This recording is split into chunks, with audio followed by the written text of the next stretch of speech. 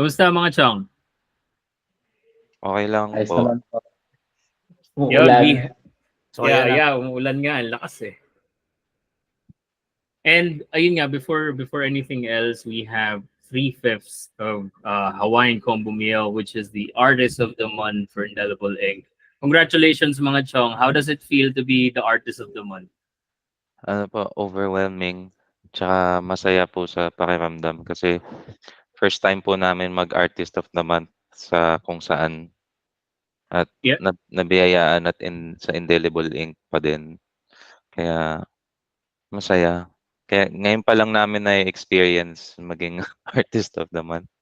Kasi parang kahit yun nga, maliit or malaki yung recognition pa rin siya. So, parang isa siya sa mga first na experience namin. So, sobrang happy.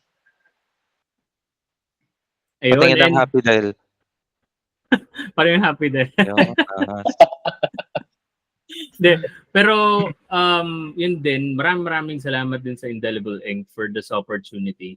Kasi marami talaga mga indie artists ang sobrang, alam mo yun, nagiging thankful because may mga ganitong mga organization na nagsosupport. So, mga katulad natin mga indie artists. Kumbaga, sa amin, sa Enjoint, we're very happy na nakilala rin namin si Indelible Ink, and to you guys as well, nakilala niyo si Indelible Ink. And of course, became a Artist of the Month of Indelible Ink. Sobrang laking bagay. And at the same time, sobrang sipag ng may-ari ng Indelible Ink, JL. Sobrang sipag gumawa ng content and just to promote artists talaga, really. So, Hawaiian Combo Meal. So, paano ba nagsimula? Saan ba ito nagsimula? How did it start? Paano siya nabuo? sige, kanya-kanya po munang version. Sige lang, go.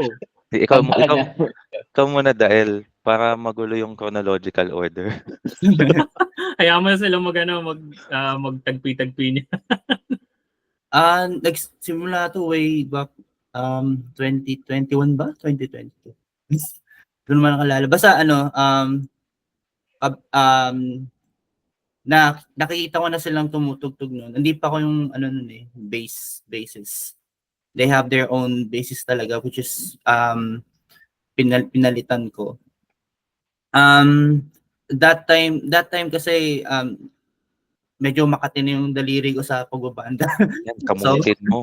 Medyo makati na ako eh. Medyo makati na ako. medyo nangangati na ako sa pagbabanda. And then nung time na sinend sa akin ni Chris yung video nila, yung parang practice video yata yun or what, ng Dr. Dean, tapos yung gig video nila. Pero parang ginanahan ako. Uy, ayos to ha.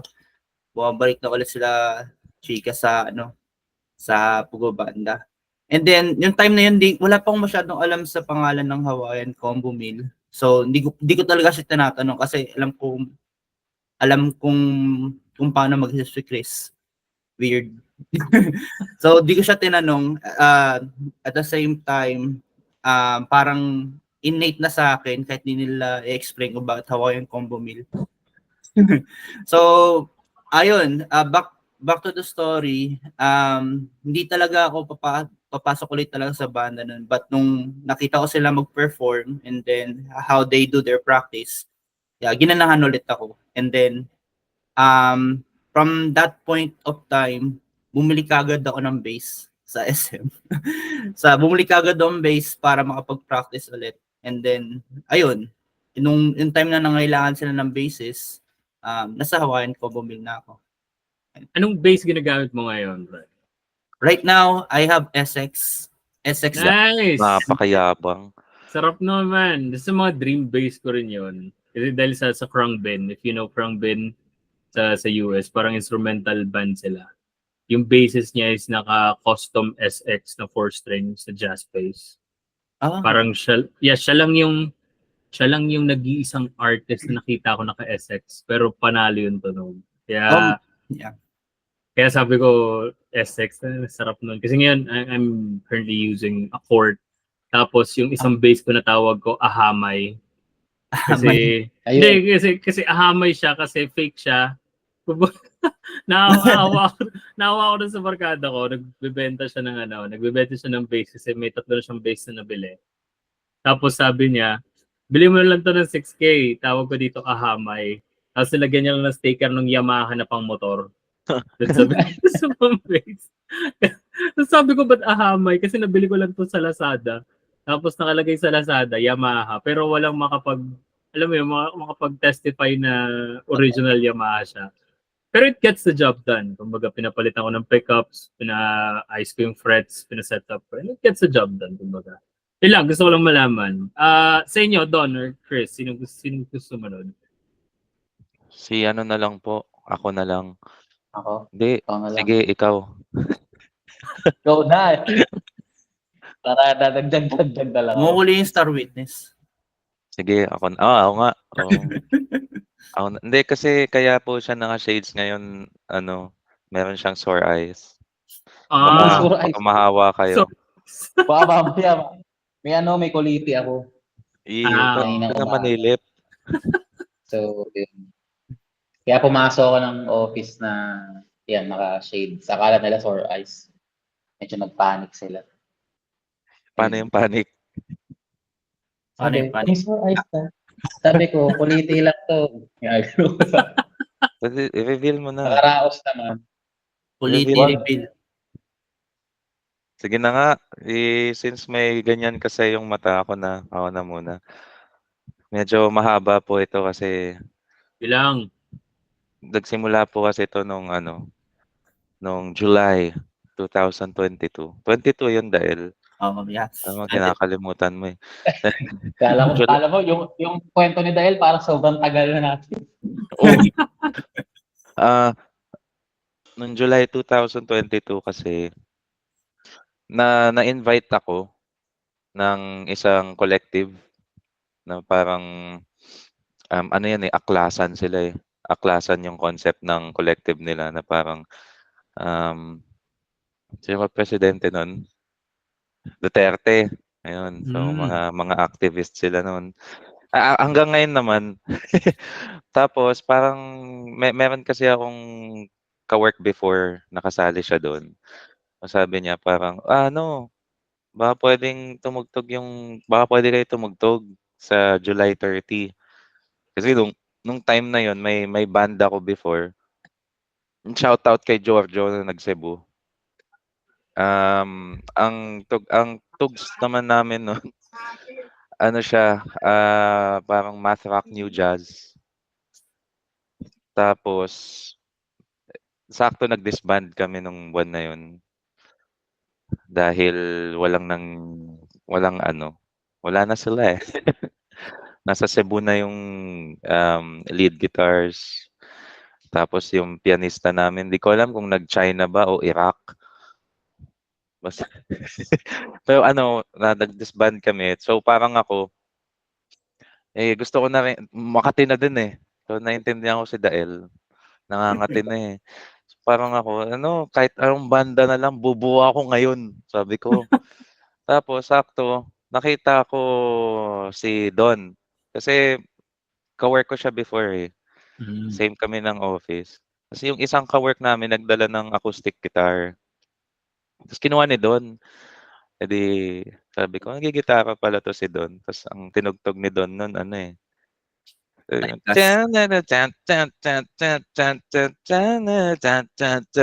type. Boss ng drama. Ayun. Ay, hindi ba? Tinugtog ko ng Magbalik. Magbalik. Yun. Alam mo, Infatuations of Mimi. Parang Mariah Carey. Basta yun, tumugtog si Don. Sabi ko, Don, tara, tugtog tayo. Sabi ni Don, bakit yan? Sabi ko, hindi, tara, buo tayo banda. Tapos parang si Don, sabi niya, hindi nga ako nagbubanda eh. Sabi ko, okay lang yan, pwede na yung ginagawa mo. Tapos, nung break time, minessage ko si Benny King. Shoutout kay Benny King, wala siya ngayon kasi may work siya eh. Isang gitarista. Okay. Okay. Yung lead namin. So parang chat ako. yung literal na chinat ko, tracking butay banda.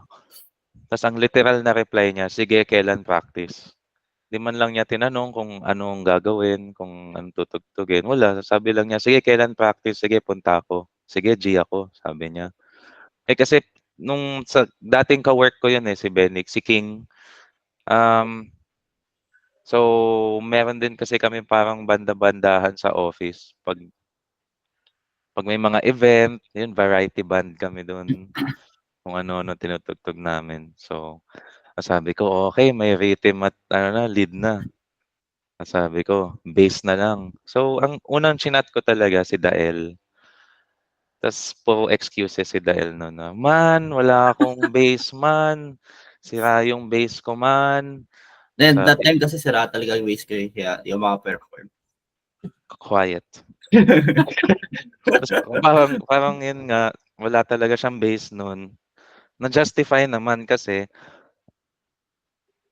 bumili nga siya bigla, pero ikukuwento ko mamaya kuwento ko mamaya kasi maangas din yung kung paano niya binili yun at tapos na-decline ako ni Dael. Parang nakailang chat ako sa'yo nun, madami, eh. Mga 4 yun. Iba-ibang petsa at oras.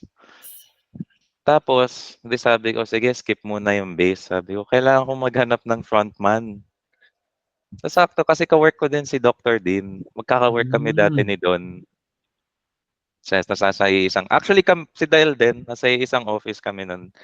Kaso nag-resign lang si Dael dahil kailangan niyang mag-aral ng IT. Kaya, naghahanap ako ng frontman. Nakita ko si Dr. Dean.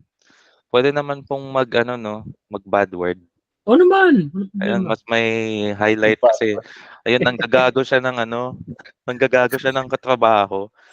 Babae pa yun, Sino nga ba yun? Tangina mo.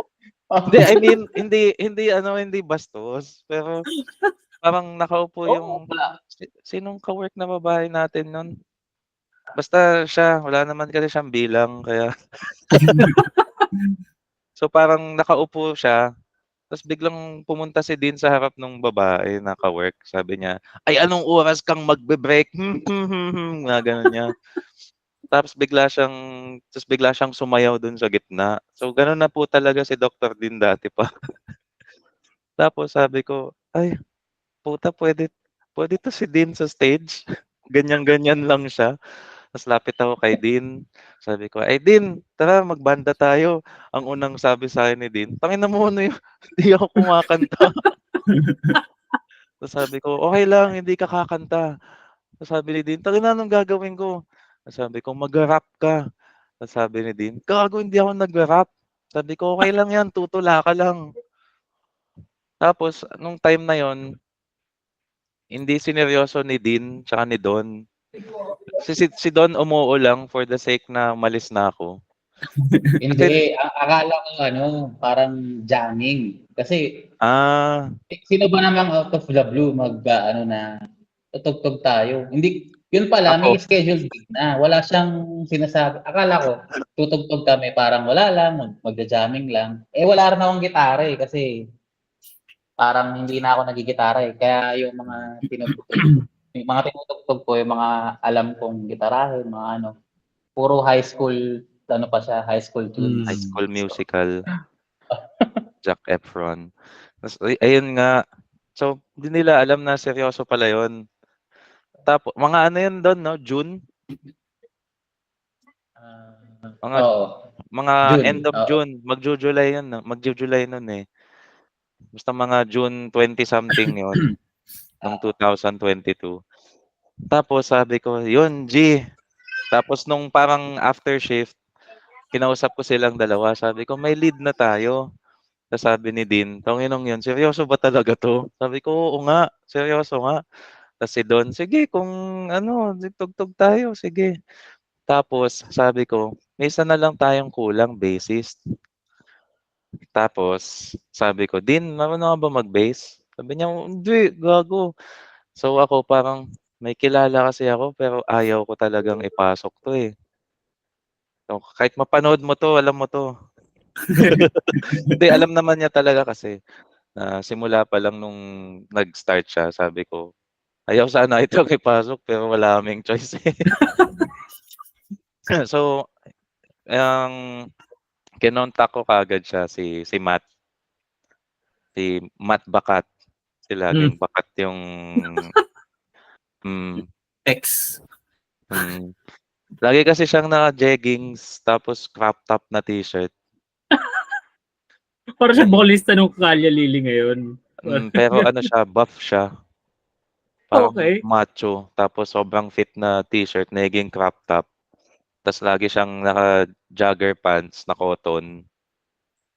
Kaya si Matt Bakat ang tawag namin sa kanya. Tapos sabi niya, sige, ako na lang mag-base. Ang reason kasi, maano siya eh, commitment tsaka attendance. Kasi naging ka-band ko. Actually, bassist siya nung previous band ko. Kaya alam ko. So, ayun, nung nakumpleto na yung lineup namin, sabi ko, paano kaya tayo tutugtog? Kasi July 30 yung gig. Parang magse-second week na ng July. So parang ako, anong tutugtugin namin na madali lang na kahit 2 araw lang pwede na. Kasabi ni King, mag-cover tayo. Sabi ko, wag, pag nag-cover tayo, mas malalaman yung mga mali. Kahit madali yan, wag, dapat gawa tayo ng sa atin para kahit magkamali tayo, di nila alam. So, ang unang-una naming, ayun, doon kami nabuo. Tapos, nagtatanong si Don, anong pangalan natin? Sabi ko, mamili kayo. Hawaiian Combo Meal, Batman and Robin Padilla. Ano yung isa, yung pinakaayaw mo doon? Peter Parker, Hindi ko matandaan eh. Hindi. Rico Blanket, yun yung isa. Hindi, meron yung Peter, nakalimutan ko. Oh, yan yung pinakaayaw mo Basta eh. Yun yung sabi hindi, mo. ikaw ang sabi mo yung matagal mo nang gustong pangalan. Oo. Banda. Sabi ng pangalan. Ano yun? Basta Peter Parker, basta sa Spider-Man, basta yun. I-comment na lang po namin sa YouTube pag naalala. Tapos parang sila, sige, Hawaiian Combo Meal na lang. Tapos ako, okay. Tapos yun, doon po kami nabuo. Tapos eventually, sige, tuloy ko na. Dito na tayo eh.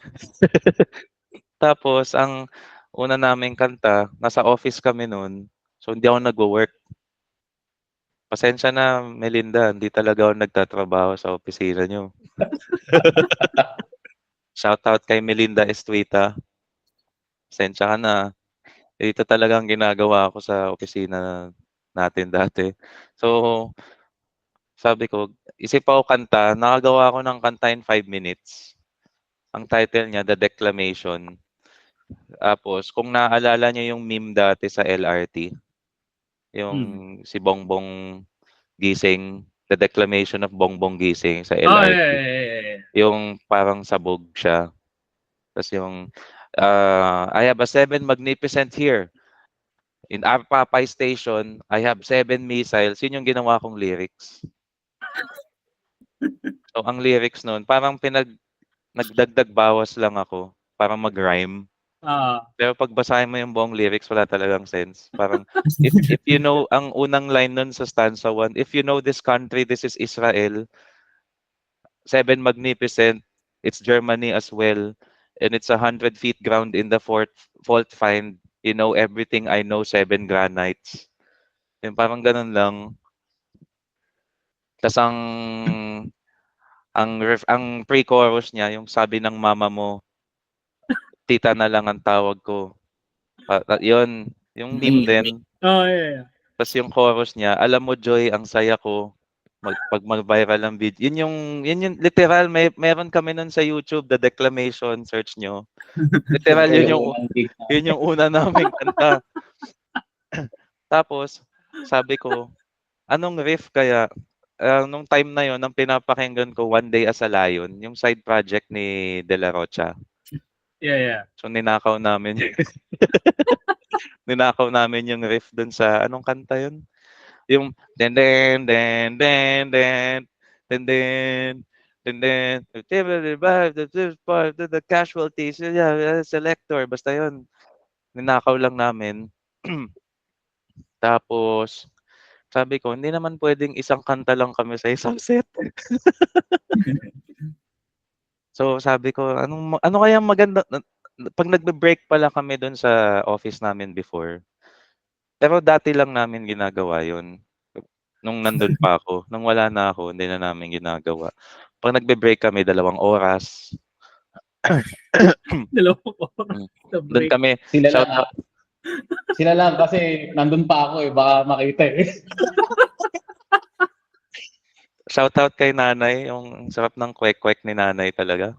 Lalo na yung sauce ng kwek-kwek ni nanay. May nagtitinda kasi ng kwek-kwek dun.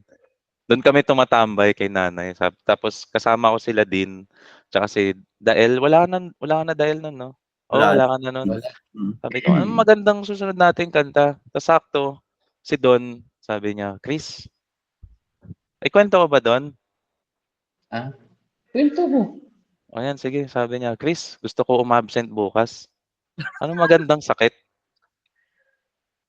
Sabi ko Normal naman yan na ginagawa eh. sabi ko, "Madami naman sakit, eh. Ano ba gusto mo, hypokalemia o ano?" Tas sabi ni Don, kasi usually 300 ang check-up 'no, tas 150 ang med-cert. Hmm. Sabi ko, "Ulitin mo nga yun." Sabi niya, "Ano, yung absent ako bukas?" "Hindi, yung kakasabi mo lang." Sabi ko. Sabi ni Don, "Ano, 300 ang check-up, 150 ang med-cert." Tas dinugtungan ko, "Kung pupunta ka sa akin kahit wag ka na mag-sweatshirt." "Ay puwedeng kanta yun Don, ah." Tapos sabi ni Don, "Ano, tungkol sa may sakit?" Sabi ko, "Sakto yun, tumayo ang may sakit." Tas after nun pagbalik namin, ginawa ko na siya. Puro kaululan lang yun, eh, parang mga 15 minutes na nabuo ko yung stanza 1, pati yung chorus. Ito Tas yung sa Dr. Dean sa na Doctor song. Dean.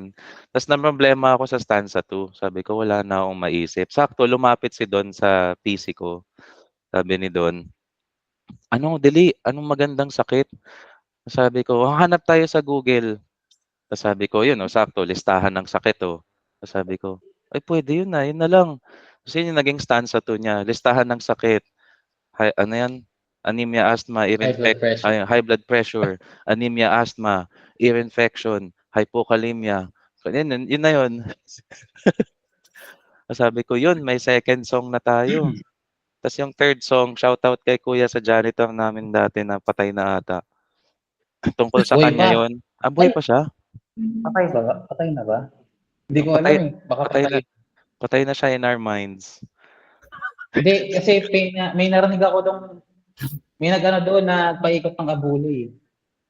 Kung buhay ka pa kuya, pabuhay ka pa lalo. Pero kung patay ka na, rest in peace. Hindi, kasi hindi natin alam eh. Hindi ko Oo, alam kung siya sabagay. talaga yun. Basta Tungkol yun. sa kanya yun tungkol sa kanya yung third song namin, title nun Evacuate. Kasi 'pag nagsi-CR kami, 'pag nagna-number 2 kami, andun siya lagi. Sa CR, nagkakape, dun siya tumatambay sa hindi, seryoso, seryoso dun siya nagkakape sa CR. Tas one time, di nagna-number 2 ako, bigla siya si Don ata o ako, basta isa Ako po, sa'min. laging, kasi ano, ang liit ng cubicle. Oo, Tapos, makikita mo talaga siya. Siyempre nakakailang eh, kasi tumatae ka, di ba? Tapos yung paa niya, kukuya-kuya pa, umuupoy. gumagano. Eh, nakikita mo, sabi ko, "Tangina kuya, hindi ka pa nababahuan." Parang nakakailang. Dun pa siya nagkakape, tapos sakto, ako yun, nagna-number 2 ako, bigla siyang nag-YouTube, tapos National Geographic pinapanood niya. Tas maririnig mo yung Napaka-random nung ano. oo, tas may nagko-comment pa na, "These animals are keme, keme, keme, keme." Tas biglang may meh, tumatae ka tas may gano'n. Kaya sabi ko, "Putang ina, okey sige tungkol sa'yo yung pangatlo naming kanta." Parang yung lyrics nun, "Kita mo yung paa ko kumukuya-kuy sa dilim." Tas parang, "Kuya ba't ka nandiyan, ang dami-daming puwedeng tambayan." Parang gano'n yung Tapos edi may 3 songs na kami. Tapos nairaos namin yung first gig namin nung July 30. Tapos, ito na yung pagpasok ni Dael. Kasi nung span nung July something hanggang July 30, si Matt, isang beses lang pumunta. Hindi naman, mga 3 beses lang siya pumunta ng practice. Tapos laging late ng 1 oras. Edi, kinausap ko na si Matt. Sabi ko, Matt, alam mo, gago ka. Tapos, ang sagot niya sa akin, ganun kasi siya tumawa. Tapos, napanood ni Dael yung video namin sa Facebook, ng unang gig. Tapos, chat siya, Man, gusto ko na mag-bass, man. Sabi niya, bibili na ako ng bass, man. Ako naman, na-expect ko, sige, pag may bass ka na. Tapos, after 30 minutes, Man, may bass na ako, man. Pumuli agad. Bumili siya, sa South Mall ka bumili, di ba? Oo, South Mall. Bigla siyang pumuntang SM Putang South ina, Mall. lapit-lapit lang. Kasi parang 10 minutes away lang si Dael sa South Mall. Pumunta siya sa South Mall, bumili agad siya bass, tapos chat siya, okay man, may bass na ako man. Sabi ko, inong angas. Tapos doon ko na kinausap si Matt, ay Matt, si Dael na ang bass kasi gago ka. Tapos sabi niya, okay lang, hindi talaga ako makapag-commit sa mga ganyan. Sabi ko, ay salamat at nairaos namin ng first gig. So yung time ni Matt sa banda namin, parang wala pang 1 buwan. Kaya hindi na rin maka-count yun. Kaya dun na pumasok si Del. Dun na kami nabuo talaga after July 30. Yun po yung buong kwento ng Hawaiian Combo Meal. Nice.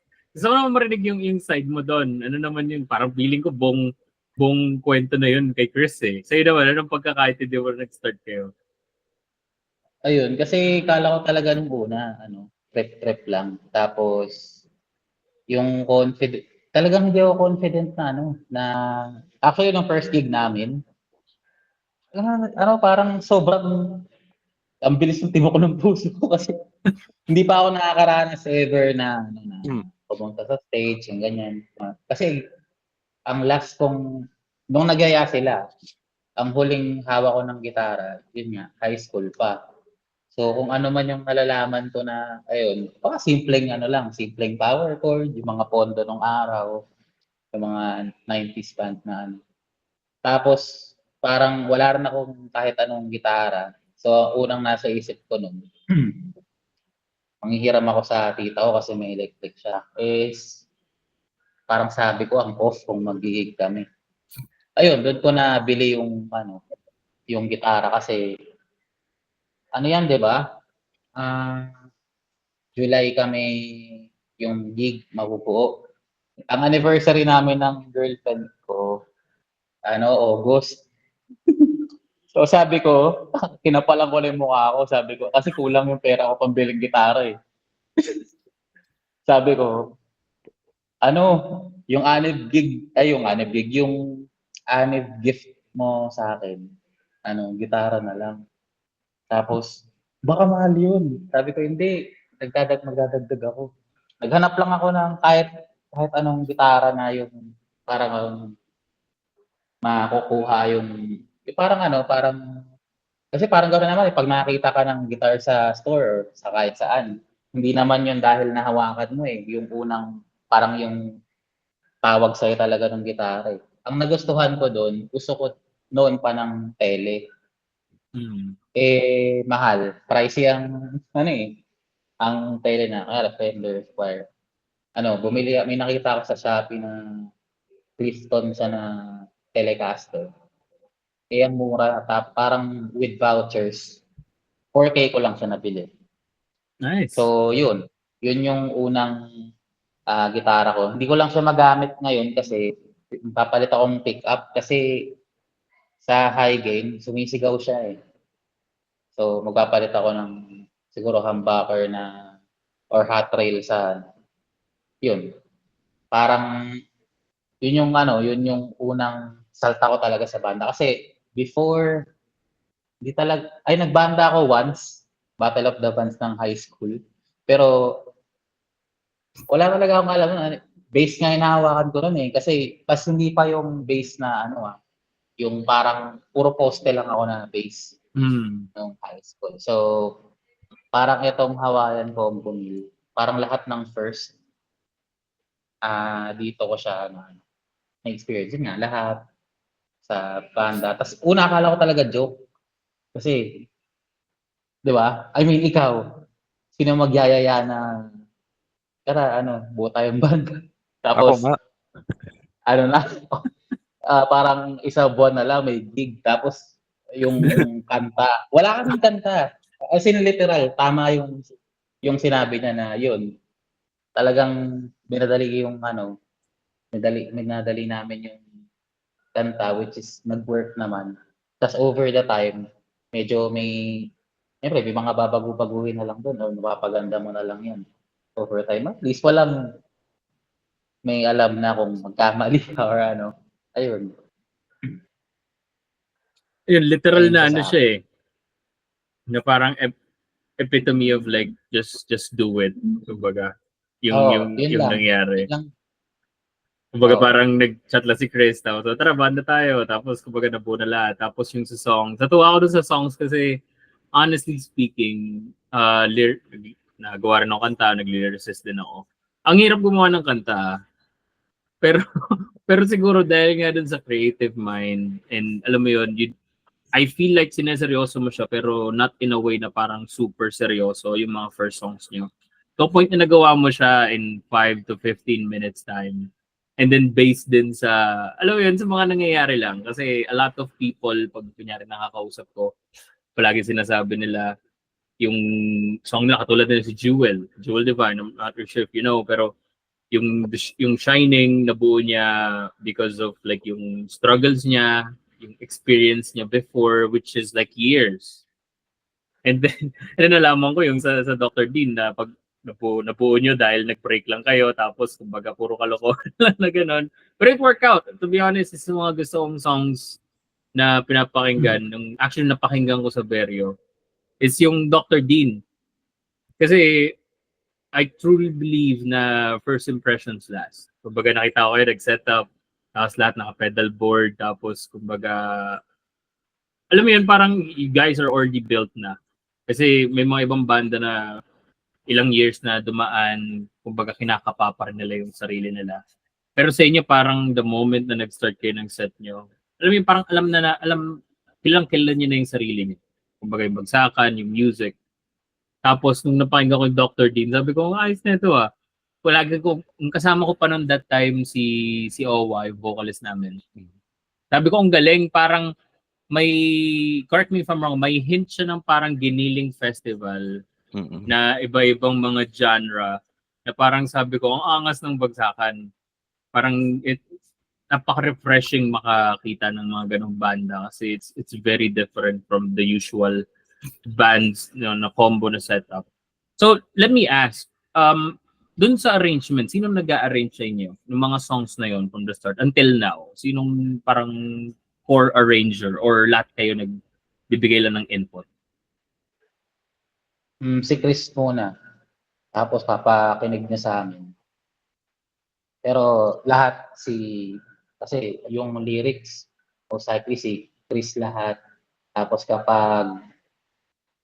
kumbaga, sa studio kung may maisip, sasabihin niya lang kung parang, kunyari kasi di naman siya nagigitara, parang sasabihin niya kung paano yung tunog sa gitara, tas aareglohin nila ni King.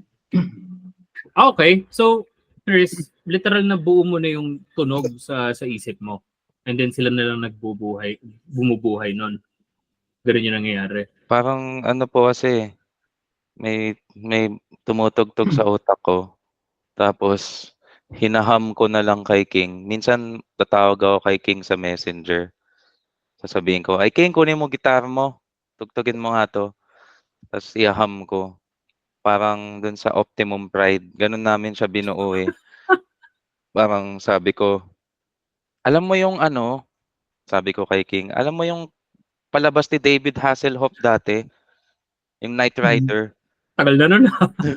Sabi ko, "Parang ganun yung gawin mong riff, parang teke teke teke teke teke teke teke teke teke teke teke teke teke teke teke teke teke teke." Tapos sabi niya, "Paano yun?" Sabi ko, "Bahala ka, basta ganun." Tapos ginawa niya ng sarili niyang version. Parang ganun yung nangyayari. yung ako yung sasabihin ko kay King kung ano yung riff, tas gagawa niya ng sariling interpretation. Tas pag narinig na ni Dael, si Dael kasi yung may freedom sa bass na walang freedom at the same time. Kasi kasi may gagawin siya sa bass.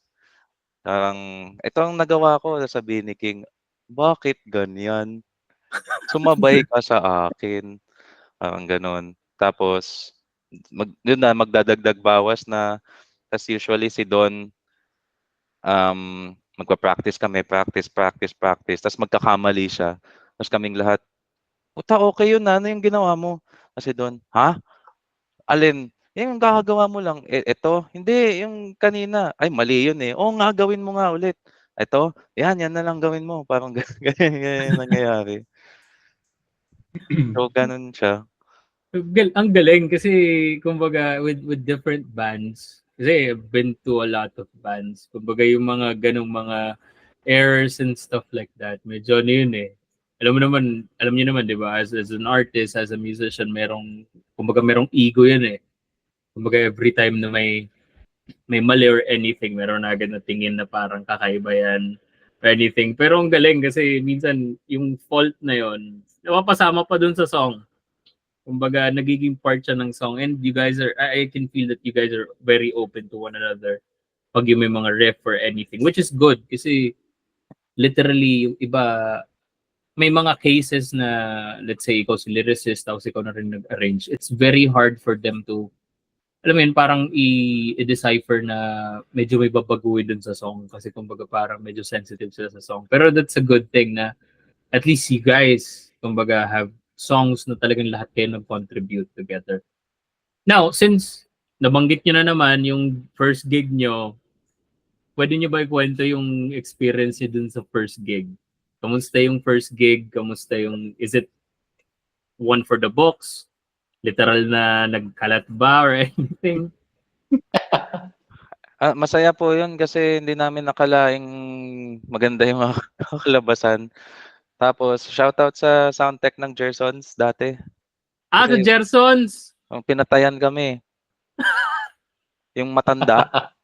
Tapos nalaman namin na ganun pala talaga ugali niya. Kasi parang may mali sa mixing niya. Pinatayan kami sa gitna ng song. Tas As in, sa kanya, patay tunog inoff lahat. lahat. Patay talaga. Sa kanya minix. Yun. Tsaka ang awkward doon kasi nakabukas yung mic, pare. Oo. Pumunta pa siya sa Tapos, stage. di ba, ito nag-soundcheck na, di ba? Una mag-soundcheck eh. Dapat ng soundcheck. Nag-soundcheck kami lahat-lahat. Pero doon mo pa pinili nung tapos na, okay ka na eh. Kalagitnaan ng kanta. Yun to umakit sa stage si Kuya.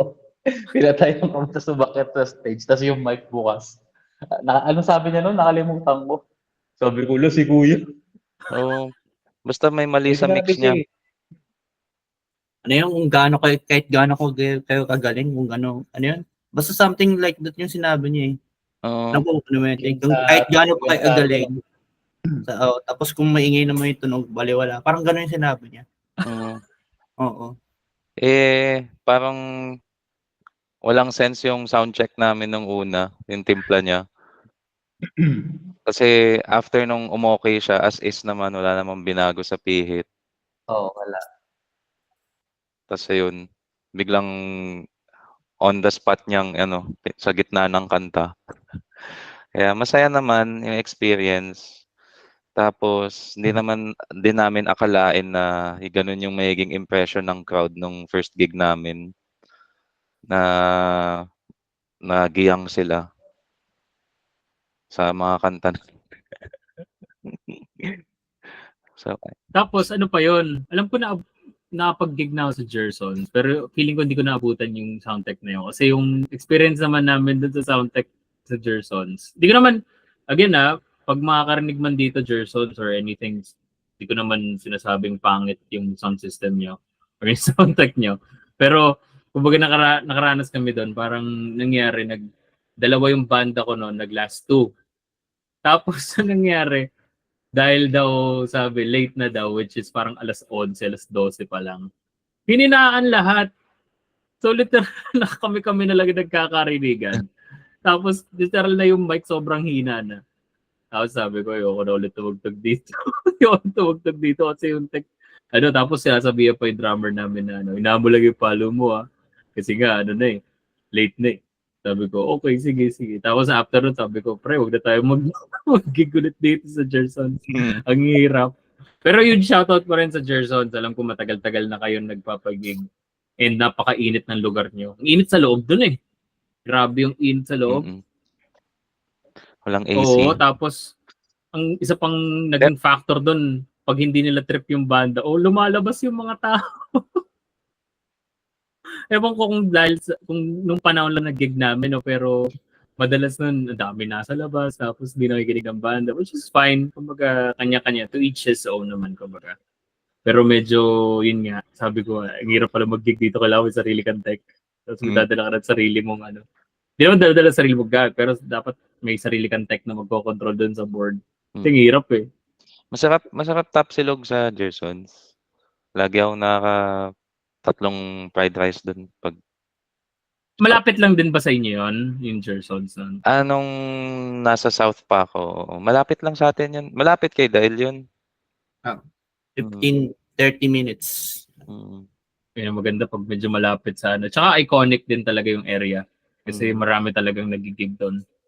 Well, anyways, move on tayo doon sa isang topic. Gusto mo nang pakinggan natin pare-pareho yung song nyo, which is available sa Spotify. And then, pag-usapan natin para at least mapakinggan din ng mga listeners. So, let me share my screen.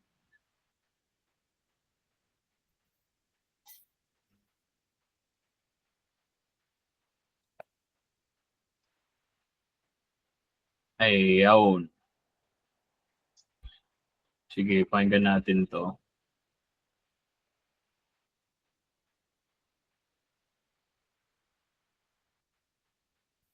Ay, John Paul!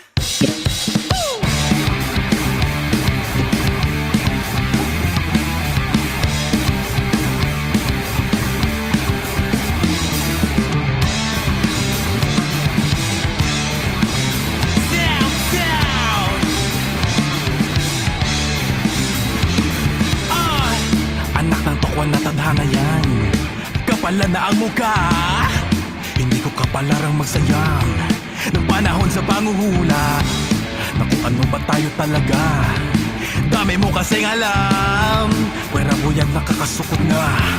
Para tayong papoyet pa siya. One palong-palon na tong tibok ng puso ko.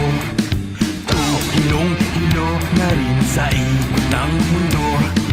Papikit-pikit, chumi-chini, tumisingkit. Sirit-sitit, nagbibilang pala ako saglit.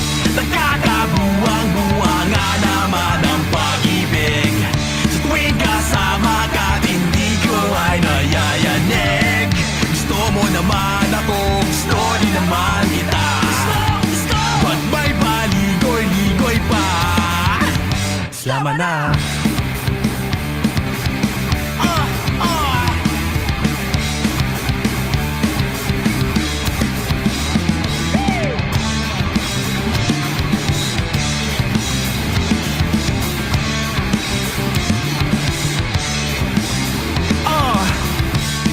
Sakaling pwede laktawan na natin yung ligawan. Sayang ang oras sa kabalbalan. Ba't pa naglolokohan? Alam kong alam mong alam nila, alam natin pareho. Ipatingin natin sa tinanggal, tingin na labada. Kasi one palong-palo na tong tibok ng puso ko. Hilong-hilo na rin sa ikot ng mundo. Pikit-pikit, chumit-chumit ang disingkit. Sit-sirit-sitit, nagbibilang pala ako saglit. Nagkakabuwang-buwanga naman ang pag-ibig. Sa tuwing kasama ka, hindi ko ay nayayanig. Gusto mo naman ako, gusto din naman kita. Ba't may paligoy-ligoy, ligoy-ligoy pa? Nagkakabuwang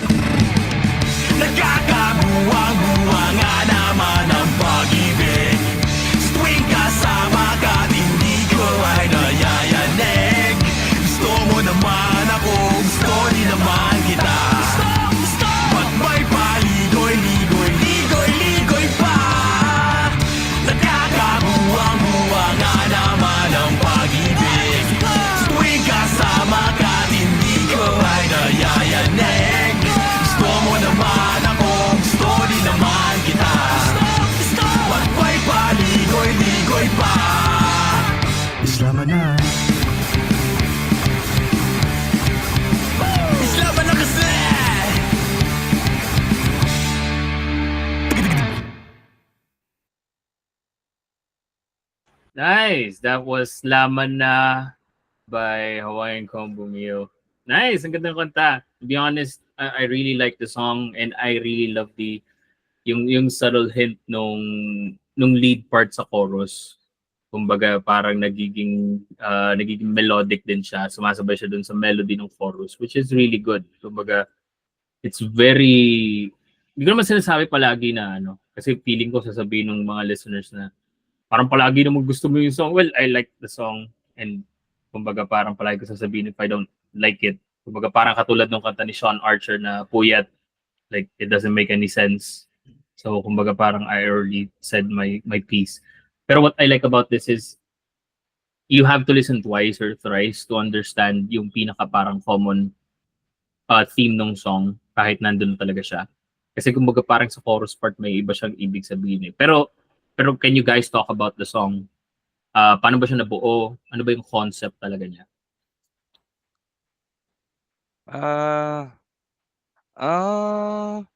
Hindi. Ano kasi, um, may meron kasi kaming sinalihan na hindi namin alam kung ano yung sinalihan namin. Kasi ang nangyari nun, ang binubuo naming kanta nun, ang title, Mr. Pure Emergency. Mm. Tapos, pag-uwi namin, gabi yun eh, around 8 PM. Eh nakita ako sa newsfeed. Shoutout sa bandang Awayaso pala, na kasama namin yun sa gig dati. Kaso, nag-daddy duties na rin ang kanilang lead vocals kaya medyo di na rin sila nagigig masyado. So, nag-submit sila ng entry dun sa contest na yon. Lumabas siya sa newsfeed. Sabi ko, ano ba to? Anong contest to? Tapos di ko siya pinansin. Tapos after 4 hours, nag-LOL lang ako nun eh. Nag-League of Legends ako, laro ako. Tapos pag-check ko, nakita ko na naman sa newsfeed, ibang banda naman, same contest.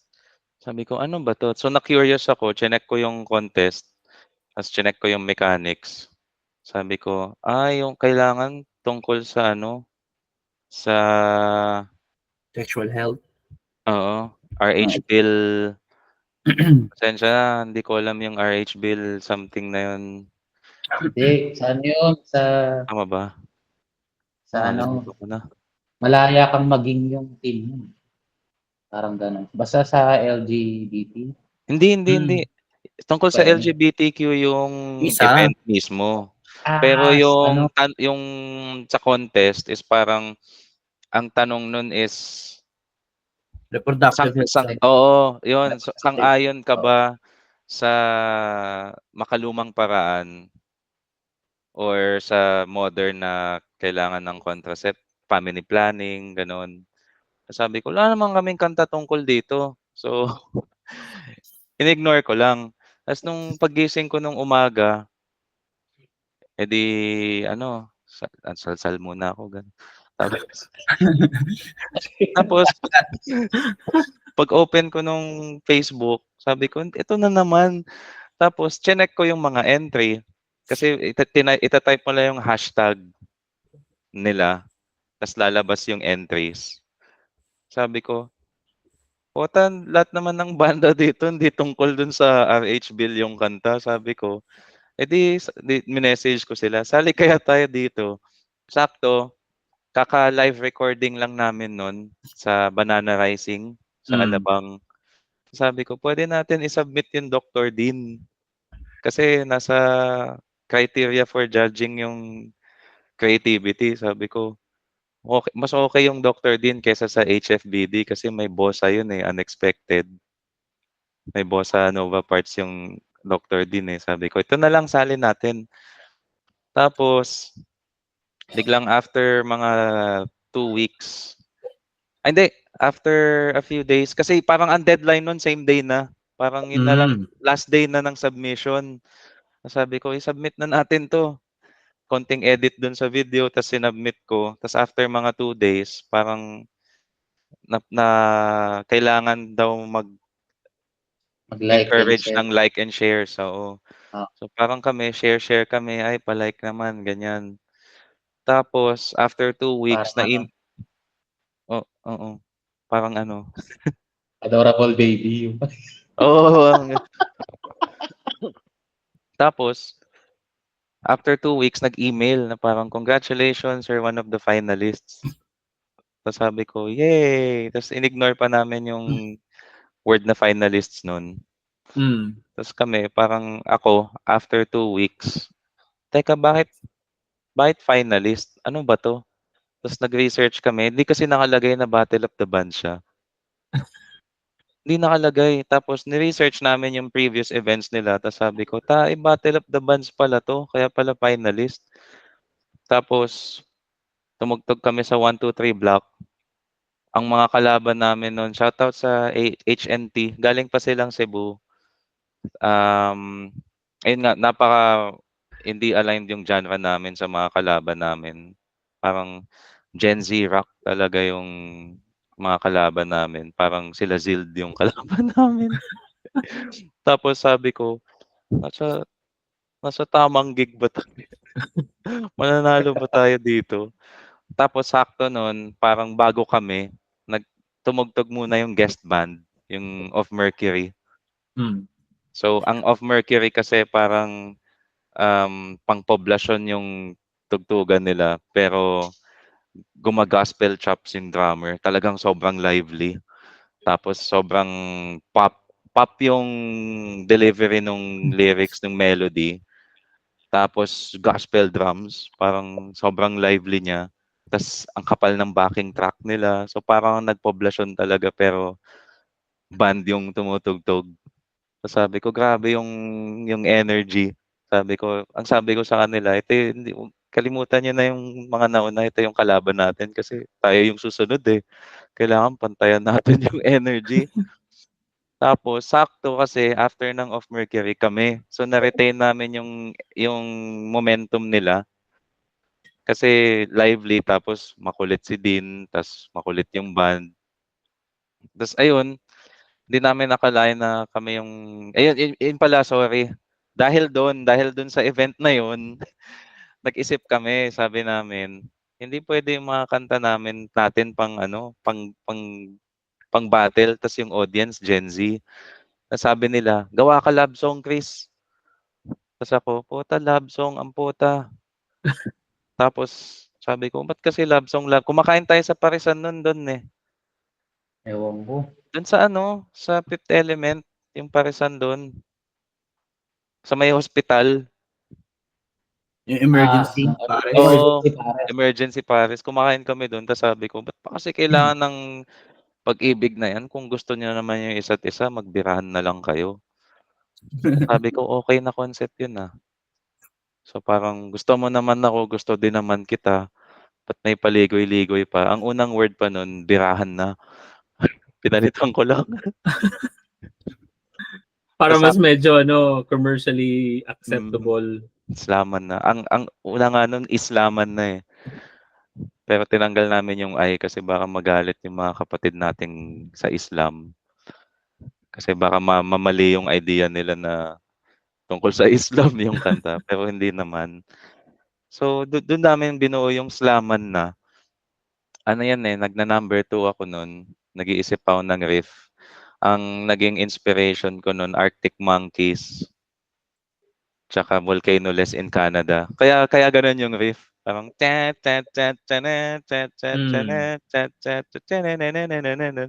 tapos sa drum beat naman ang naging inspiration ko dun Everything's Magic ng Angels and Airwaves. Parang punk na hindi heavy sa bass pedal. Parang pop punk siya na Mm. ta's ginaya ko lang tugpak, tugpak, tugpak. Tapos ayun, yun dun siya nabuo. Tapos I have to give props din. Dahil ikaw na ba nag-bass noon? Ikaw na nag-record noon? Yes po. So Ako yeah, na, I have to give props kasi may mga certain parts doon na parang lumalayo ka doon sa pinaka riff ng song, which is really great. Kumbaga na-highlight din yung bass parts pero hindi siya as kumbaga parang as in your face na tunog. Kasi 'di ba the common trend every time na may hihiwalay or mag-overlying or underlying ka dun sa song is kailangan in your face yung bass part. Pero hindi eh. Kumbaga if you listen to it really deeply, doon mo makikita na, oh nga, ang galing ah. It's nag-underlying siya, medyo malayo siya dun sa pinaka-riff, pero mapapansin mo agad if you're a bass player or if you're really listening to the song itself. So yun, I just want to give props doon. Good job, good job. And then, medyo lalayo lang tayo sa topic kasi kanina offline na pag-usapan na natin si Dr. Dean. Alam na nga natin na si Dr. Dean dahil kaya minsan di siya available dahil nga may baby na siya. So that's okay. Kumbaga family first. Pero I just wanna ask you guys off topic since nauuso na ulit or kumbaga umakyat ulit yung issue ni Ben and Ben dahil nga dito kay Diwata. What's your take on that? As of the moment. Since kanina, I think, I'm not really sure if nakita nyo, kanina naglabas na sila ng statement. So what do you guys think of that? And ano yung, meron ba kayo na experience before na nasingitan kayo sa gig? Sa singit, parang wala pa naman. May mga times naman kasi na nagpapaalam yung band na, kuya, pwede po bang mauna muna kami kasi may mga pasok po kami bukas. Tapos kami parang, oh, sige. may ganun namang formality pag nagsasabi naman. Kaya hindi maugulat yung parang, oh, dapat kami yun bakit ganun? Kaya ay hindi, meron. Sa ano? Sa Sa hiyaw. trip lang? Sa hiyaw. Hindi, sa hiyaw. Yung ano, hawain ko, duruan ko yan eh. Ay hindi. Ay, Hindi yun. Hindi naman tayo nasingi. Kasi yun yung Battle of the Bands. Yung sinasabi ni Tael. Habang nagsa-soundcheck kami, may isang band na di nila alam na rinig namin. Kasi yung table nila as in malapit lang sa stage. Tapos may nagsabi, hawain ko ang duruan ko yan eh. Lakas eh. So, narinig din ng soundtech. So, parang ako, narinig ko lang ba yun? Or, parang sabi ng soundtech, uy, grabe yun, no? Tapos sabi ko, okay, totoo pala. Kasi narinig nga din niya. Pero iba yun, dun sa hiyaw, parang may time slots na. Tapos nausog kami ng nausog hanggang naging second to the last kami. Tapos last sila Space Impacto and the Gundam Funk. So parang ngayon, ayun, medyo masama ang experience yun kasi expect mo na enjoyin mo na lang yung night. Pero so ang nangyari kasi tumugtog kami, parang 10 na lang yung tao. Sa social house din yun. Ayun. Ano to? What year to? Social house. 2023? Okay.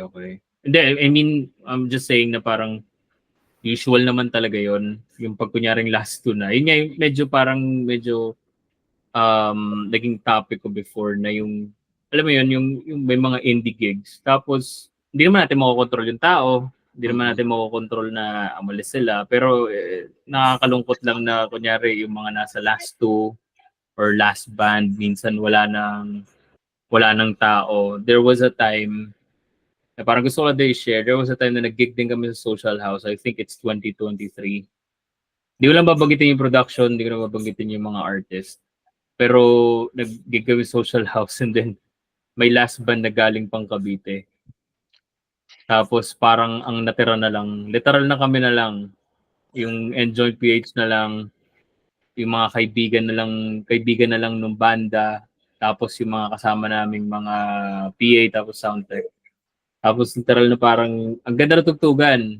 Tapos parang alam mo parang a lot of people are missing out kasi the idea is that pagkatapos tumugtog, especially with the bands, pagkatapos tumugtog, like, sige, uwi na tayo, kaya ano na tayo, eskapo na tayo, ganyan. So medyo nakakalungkot lang. Pero anong take nyo with the Ben and Ben issue? Kasi I feel like, sa akin lang I feel like wala it's hard to say na parang wala silang kasalanan given the fact na premium band sila. Sila sa mga premium bands dito sa Pinas. And most of the time, pag nandun ka na sa spot na yon, nag-a-adhere ka palagi dun sa pinaka-time slot mo. Kunyari, binigay nilang time slot is let's say mag-start ka ng 10 o'clock. Literal na kung sino man, madelay man or anything, yung mga bands, yung program, kailangan by that time, nagsistart na yung artist.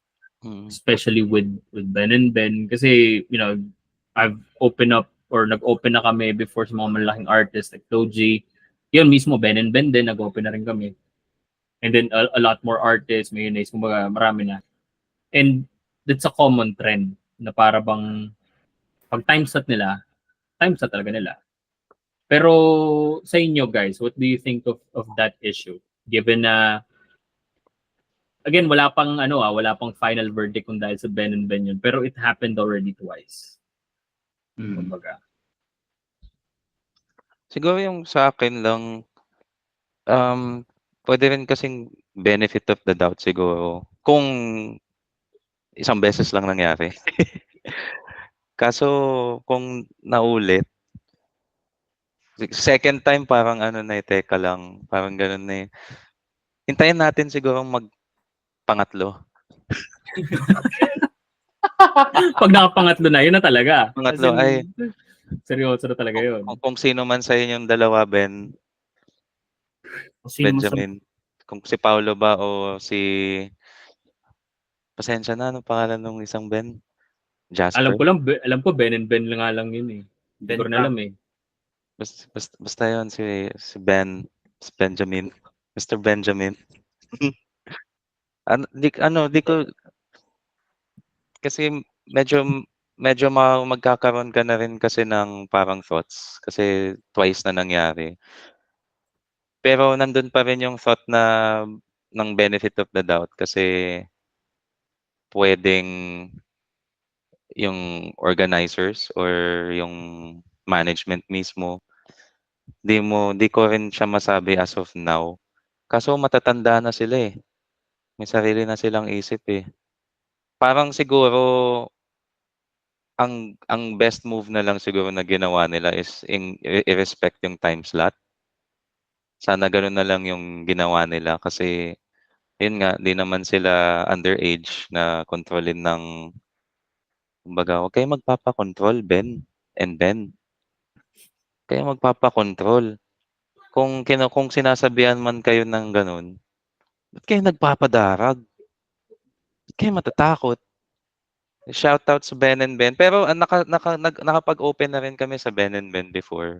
Mabait naman sila, as in ang kulit nga nila sa pictures. Tapos ang amo ng ginagawa ng mukha nila. Shoutouts dun sa isang Ben na sumasayaw. Pagpatuloy mo yan. Baka malay mo, mag-boom din yung dancing career mo. So, ayun nga, no, nag-trending nga pala yun, no, nung nag-TikTok ata yung isang kambal, si Ben. Di ko rin alam kung sinong pangalan ng isang yun eh, pero Baduy. B1 and B2. Si Biwa, basta sabi ko nga eh. Si pero sobrang nung nag-open kami sa kanila recently, sobrang magical nung set nila. As in talaga, alam mo yung parang ang sarap manood ng set talaga nila.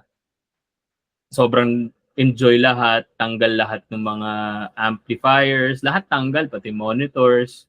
Tapos sumasayaw lang sila doon. Kumbaga may mga underlying issues lang talaga na. It's not really, siguro yung pinakamalaking issue nila ito sa Tanya Markova, tapos ito kay Diwata. Di ko alam kung tama ba yung pronunciation ko, Diwata ba talaga yon o kung ano. Pero kumbaga, kay Diwata Pares po ba? Hindi. Parang artist, hindi naisip ko, Diwata Pares. Upcoming artist pa lang din siya under Sony. DWTA yung pangalan eh. Tapos parang sa FEU Diliman yun na gig. Tapos parang naglabas ng statement yung si Diwata. Siguro liling ko, yung talaga yung pangalan niya, Diwata.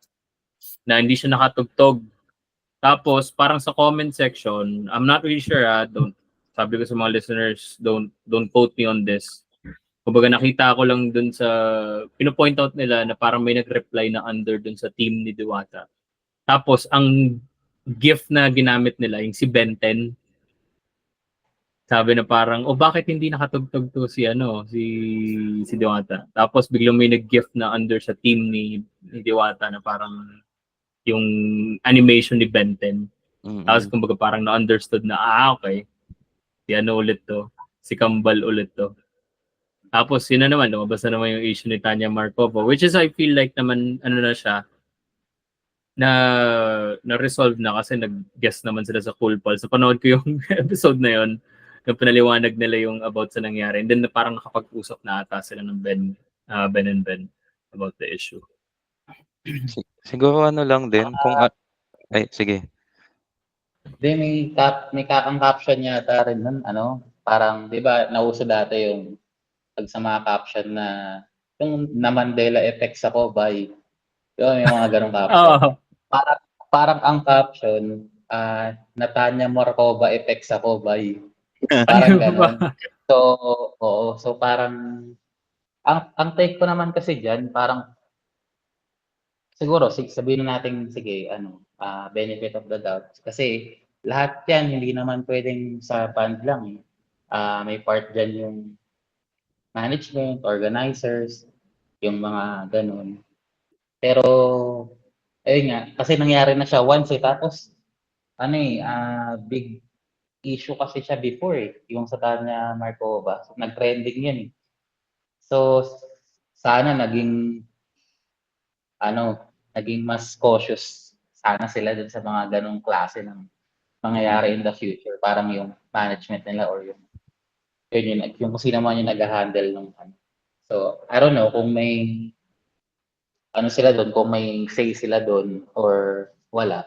Pero yun nga.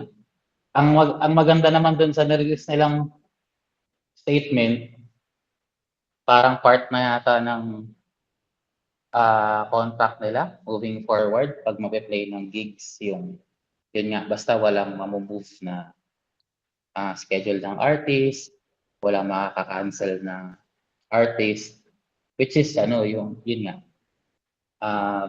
bold move yun. Yung sana lang yun na nahulit.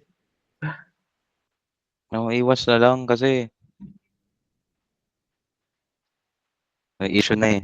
Kung ano man yung reason, kung ano man yung naging dahilan nung bale, okay din yung yung sinabi mo. Ikaw naman dahil nasabi niyo na yung mga sasabihin ko eh. Ayun, sa totoo lang, wala akong alam kung anong nangyayari.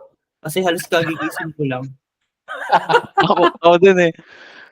Actually, nabasa ko lang yung bagong issue sa Ben and Ben nung kanina, nung hinihintay namin kayo pumasok. Actually, ngayon lang ako nag-research ako. Ano ba nangyari? Ito. Okay. What happened? Wala talaga akong alam. Sabi ko, Diwata. Inisip ko, Diwata Pares. Natatawa din ako. Iniisip ko tumutugtog yung Ben and Ben sa Diwata Pares, no? Sa gitna.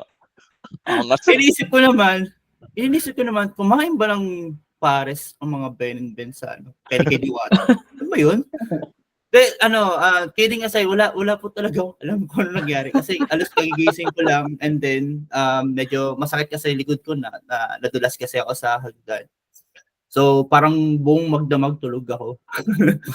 Nagre-recover ako sa Anyway, yun, dahil siguro ang take ko dyan, hintayin na lang natin magsalita ulit ng Ben and Ben. Kasi di naman natin alam yung totoong nangyari. Saka masama naman, siguro parang hindi naman siguro masarap sa pakiramdam yung ma-judge ka kaagad kahit dalawang beses na nangyari. Or judge natin coincidence lang, di ba? Pero may masasabing may ganong issue kasi habitual na or repeated issue na. So parang may something pero we're not too sure kung totoo ba yun o hindi. So that's my take on that. Yeah. I mean, I agree with all of your points. Kumbaga, if it's like second time already, medyo questionable na siya. And at the same time, it's hard to judge, especially yung brand, kung hindi naman talaga nila at fault. And it's a good move. Na nung binabasa ko siya earlier, meron na silang ilalagay sa contract nila na gano'n. Kumbaga, earlier nga, I was inciting and trying to understand or decipher yun. Kumbaga dumating ako sa point of conclusion na parang ano ba to? Parang ano to, crowd control lang ba to? Kaya nila nilabas yung statement niyo. Kasi magigets ko pa kung kay Diwata, ang weird pangalan talaga eh. Sa DWTA, naglabas sila ng statement. Pero bakit ngayon lang sila naglabas ng statement for Tanya Markova? Kumbaga, yun yung isa sa mga parang question. Pero again, benefit of the doubt, let's see kung paano nga mangyayari. And hopefully, since naglabas na sila ng ganong statement na gagawa sila ng part ng contract nila na lahat makakatugtog and mag-adhere sa slot, then hopefully, ganun din yung mangyayari. Pero wala namang bad blood sa Ben and Ben. Kumbaga, I like their music a little too, kumbaga parang anticipated na kasi almost pwede mo na ipagdugsong-dugsong yung mga kanta nila dahil pare-pareho lang ng tono. Pero that's, kumbaga parang yun yung part ng pagiging mainstream eh. I remember napanood ko pa sila before na hindi pa sila ganun kabigat or kalaki na artist. Talagang, maganda talaga, magical na rin talaga yung set nila. Pero ngayon lang siguro dahil nga, again, I cannot judge them. Siguro dahil lang, in terms of songwriting, arranging, kung pwede mo silang pagdugsong-dugsongin eh. For some reason, parang pwede ko na i-remix yung mga kanta nila eh. Sa mga Kasi jeep. nga, yung may mga budots-budots na kasi nga halos pare-pareho ng tono eh. Kumbaga, sa akin lang that's on me. Kumbaga, nabanggit ko na rin yun before sa podcast na parang isa sila sa mga legends in the making. Well, they're already legends. Pero kumbaga parang I feel like they're being lazy to a point na parang yeah, the money's coming in. Kumbaga this work already and malaman natin baka mag-work ulit susunod. Which is wala namang problem kung yun talaga yung secret sauce nila. Well, anyways, before we end the episode, do you guys have any advice on musicians or artists na nagsa-start pa or magsa-start pa lang? Sige, ako muna. Kumuha kayo ng members na may commitment. Ha? Kahit kami ang living proof. Tiyan mo si Don nga, hindi nga nagigitara eh, pero committed. Oh. Buo pa din kami. Kumuha kayo ng members na may commitment, yung hindi man makabili agad ng gamit, pero nandun yung commitment. Kasi pag may commitment, madadaan naman yan sa practice, sa muscle memory. Tapos, magiging maangas na kayo. Hindi ko naman sinasabi na maangas kami, pero at least dun yun na mabubuo ang gusto nyong buuin ng mga pangarap nyo. Tapos, wag lang kayong mawalan ng pag-asa. Kasi pag nawalan kayo ng pag-asa, wala na kayong pag-asa. Nga naman. Tsaka, yun, wag kayong ma-down pag may mga bagay na gusto nyong makuha, yung kahit yung makukuha mo na tas nawala. Kasi as long as buo pa rin kayo, andun yung commitment, magkakaroon din kayo ng break. Magkakaroon kayo ng break, hindi din. Wala pa naman may break eh. Magkakaroon kayo ng break. Tsaka yun, huwag kayong kukuha ng Matt Gregorio. Nag-name drop. Yun lang. Pero okay na si Matt ngayon. Masaya naman siya sa life niya. Nahanap na niya yung partner niya. Ayun. Huwag ka na mag-fit, pre. Bumabakat eh. Ayun, no? Yun lang. Ikay Don naman, si Don. Si Dael. Sa akin naman, yun, it's never too late to start din siguro. Kasi kung yung iba, I mean, kahit ako hindi ko nakita yung sarili ko before nung walang Hawaiian Combo Meal. Hindi ko naman nakita yung sarili ko na magigitara pa ako or papasok ako sa band. Pero, ayun, nandito na. Kumbaga kasi, minsan, ano yan eh, parang na-i-intimidate lang. Kaya medyo umiidad ka tapos nakita mo yung mga bandang gusto mo yung tunog or yung mga bandang ina-idolize mo. Early sila nag-start, so feeling mo dapat dati ka pa nag-start para maging gano'n ka-successful? Siguro hindi naman kasi, yun nga, meron na ring mga, banda na kahit let's say nasa yung iba kasi teens pa lang, nasa banda na. May mga bands naman na kunyari nasa ano na, mid-20s or, 30s pero parang ayun lang, maging, uhaw ka lang din dun sa kung yun dun sa dream mo, kung sa pagtugtog. Tsaka if ever may mga hindi alam, since ayun, take it from me kasi di naman ako sobrang yung iba kasi na-intimidate, yun talaga yung papatay sa ano mo, sa vibe mo.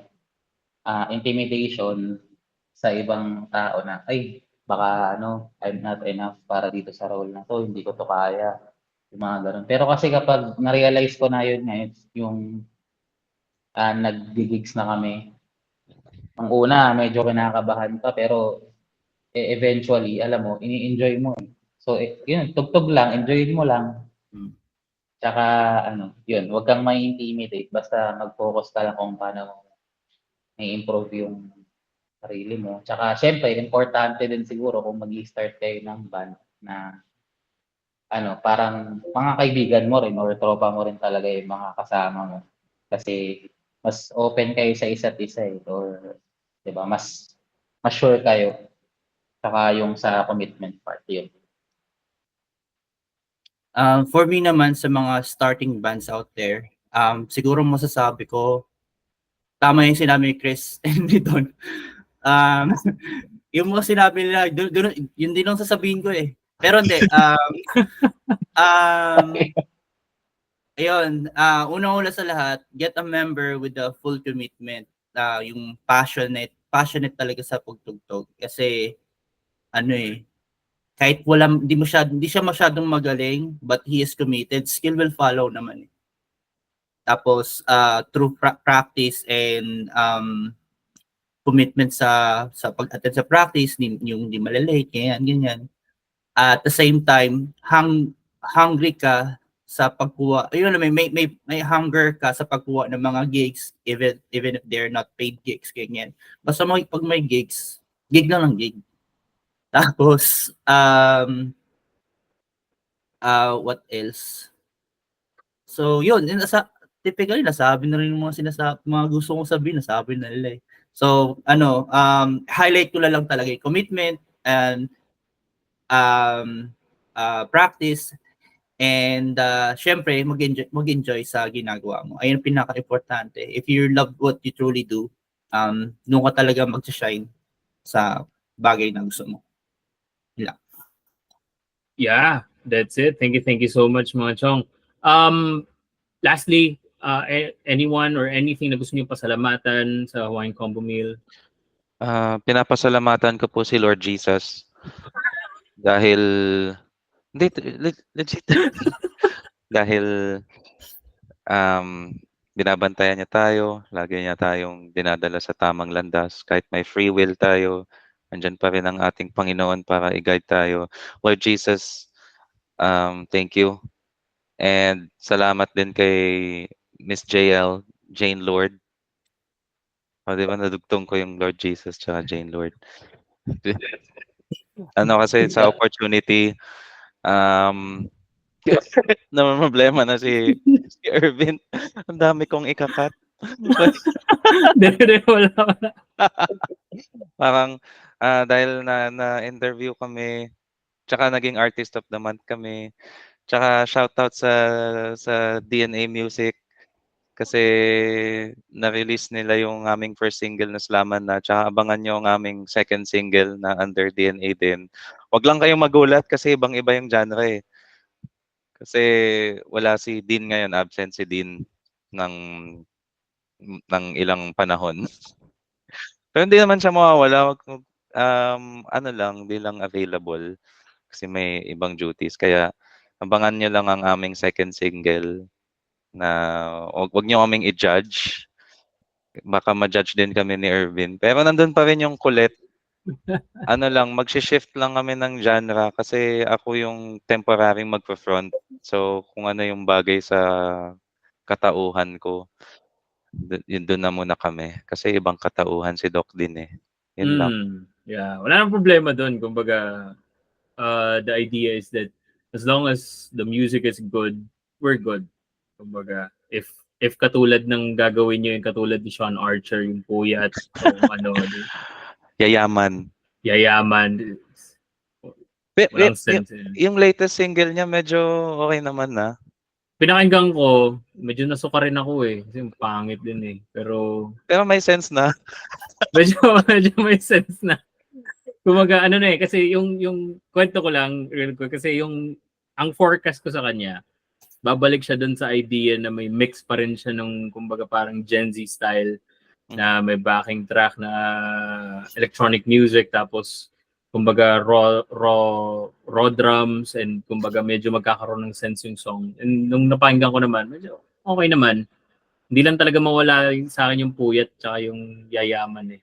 Kumbaga parang no hate, just on a music critic standpoint. Hindi ko rin magets bakit kinuha ni Rico Blanco yun. Pero siguro nga dahil nga matunog pangalan, tsaka nakakaawa kasi mas madami siyang haters doon sa comments niya kaysa Oo doon nga sa eh. ano. Pero feeling ko kaya nagkakaroon na rin siguro ng sense. Kasi siguro nag-guide na siya ni Rico. Yung sabi niya, broken na ako, naghiwalay kami. Apply mo yan. Sige. Sige, next. Pasalamatan sa inyo, Don, dahil may mga gusto kayong pasalamatan. Freshly rotten. Yun, sa akin yung mga nagtiwala sa amin Yun, no? since day one. Siyempre yung pag magbubuka kasi ng band, mga ganun, siyempre hindi mo naman na-expect na magugustuhan ng ibang tao. Unang-unang support na makukuha mo talaga, support system is family, friends, yung mga ibang tropa, yung mga masipag din mag-share ng ano-anong trip namin, kanta namin. Wala silang sawang nakikinig. Yung ibang tropa ko, naka-ano pa yan eh. Nakikita ko, sinesend pa sa akin, mga naka-on repeat yung ano sa Spotify para daw bumilang naman. Kasi naaawa na siya eh. Pero guys, Wala 23,000 streams na kayo It's ano yun, sobrang big deal yun, man. So, biglang bumaba yung monthly listeners namin ng bonggang-bongga eh. Biglang boom. Kaya kailangan na namin talaga ng bagong kanta. Kasi syempre, kahit ako, umay na ako sa slaman na eh. Kaya nung pinapakinggan natin kanina, parang... Ayun, yun lang. Pero salamat pa din at na-play. Thank you sa yung Fresh Laraten. Yun, kasi isa rin sila sa mga nagtiwala sa amin. Si Pau, yung manager namin. Kasi literal na parang after ng first gig nung kinuha niya kami, parang nagka-interest siya sa amin. Nakaka 1 gig pa lang kami nun. So, iba yung yung tiwala. Saka, ayun, sa each and every members din, syempre. Salamat sa inyo. Salamat, Del. Dahil, Del tuloy. Ikaw na, Del. Ako na ba? Hindi, Oo. napasalamatan nyo na yung gusto kong pasalamatan. Pag sa rule of talaga eh, thirds talaga sa conversation, kawawa yung last. Additional yun, thank you sa Freshly Rotten sa t-shirt, sa collaboration. And then, thank you sa DNA. Thank you sa interview na to for giving us opportunity para marinig ang aming boses, mga aming opinion. If that matters, joke lang. Ayun, thank you sa interview na to and then sa lahat ng sumuporta sa Hawaiian Common Meal. We really appreciate you guys. Yeah. Saka si Boss JL din yun. Boss sa JL. Indelible. Kasi kapag tinitignan ko talaga yung page nila, diba, ang hirap kasi kapag wala kang ganong support as an artist na yung nagsisimula ka pa lang, Mas nakakatulong talaga yung yung ganitong platform. Nagiging siya siguro community, may mga community ng artist na we listen to each other's songs kasi yung mga na-feature sa Indelible Ink, most likely naka-add din siya dun sa syempre playlist ng kanya-kanyang Spotify to support other groups din. Hindi lang din naman yung sa amin. So parang maganda yung yung ginagawa nila. So yun, sana madami pang ganitong platforms or marami pang silang matulungan. Yeah. Sa akin naman, I just wanna thank, of course, yung Indelible Ink for the opportunity. I think this is the second time na nakaka-collaborate ko sila sa Artist of the Month. And sobrang ganda nung, kumbaga, yung mga steps or yung mga, what do you call this, yung cadence ng promotion ng mga Artist of the Month ni Indelible Ink. Talagang super na-uplift talaga yung artist. And sana marami pang mga organizations or community na gumawa ng ganito kasi kumbaga malaking bagay eh. We're potentially looking for, alam mo yun, we're potentially listening or seeing yung mga future legends natin dito sa OPM. And malay natin, di ba? Kayo or anyone sa Indelible Ink will be part of that. So talagang, alam mo yun, sobrang laking bagay na meron tayong platform like that. And of course, maraming salamat din sa The Bakery, sa t-shirt. Maraming salamat for supporting me, supporting Enjoy PH, and supporting yung mga local artists natin.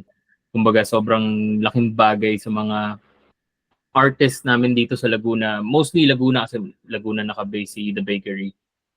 Almost lahat yung nasa community namin, which is Laguna Vibes, literal na naka The Bakery shirt na.